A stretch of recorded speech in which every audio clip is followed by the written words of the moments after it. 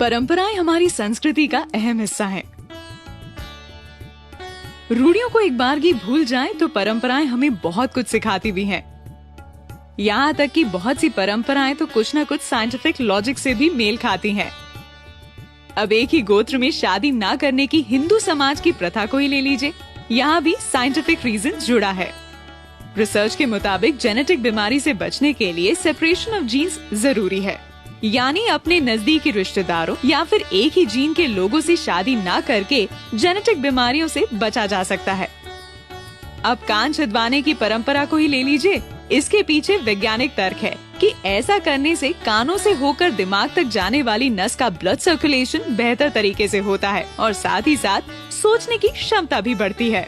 माथे पर तिलक लगाए शख्स को देखकर आपके दिमाग में पूजा पाठ करने वाले इंसान की इमेज बन जाती है, लेकिन इस पर विज्ञान कुछ और ही कहता है। दोनों आँखों के बीच आज्ञा चक्र होता है, जहाँ तिलक लगाने से कंसंट्रेशन बढ़ता है।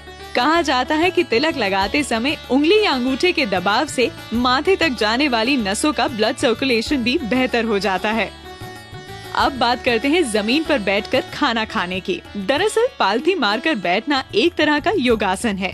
इससे मन शांत रहता है और डाइजेशन दुरुस्त बना रहता है। हाथ जोड़कर नमस्ते करने का भी वैज्ञानिक तर्क है। सभी उंगलियों के आपस में दबाव से एक्यूप्रेशर प्रोसेस होता है। इसका सीधा असर आँख, कान और दिमाग पर होता है। इस दबाव से सामने वाले व्यक्ति को लंबे समय तक याद रखा जा सकता है। फिर से बात करें खाने की। कहा जाता है कि खाने की शुरुआत तीखे से और अंत मीठे से हो। वजह यह है कि तीखा खाने से पेट में पाचन तत्व और अम्ल एक्टिव हो जाते हैं और डाइजेशन सही तरीके से होता है। और अगर तीखे से पेट में जलन की संभावना बने तो उसे आखिर में खाया मीठा दूर कर देता है। पीपल की पूजा का भी वैज्ञानिक तर्क है। दरअसल पीपल की पूजा भूत प्रेत भगाने के लिए नहीं, बल्कि पेड़ों के सम्मान में की जाती है। पीपल एकमात्र ऐसा पेड़ है जो रात में भी ऑक्सीजन देता है, जिससे इसकी इम्पोर्टेंस और भी बढ़ जाती है। हिंदू धर्म में विवाहित महिला सिंदूर तो लगाती है, लेकिन शायद इसके पीछे की वैज्ञानिक वजह जानती है। दरअसल सिंदूर में हल्दी, चूना और मर्करी होता है। इन तीनों का कॉम्बिनेशन बॉडी में ब्लड सर्कुलेशन को कंट्रोल करता है।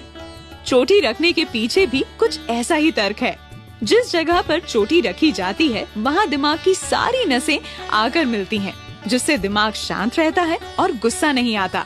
साथ ही सोचने समझने की क्षमता भी बढ़ती है। ये थे कुछ लॉजिक जो बताते हैं कि परंपराएं यूं ही बस निभाने के लिए नहीं है।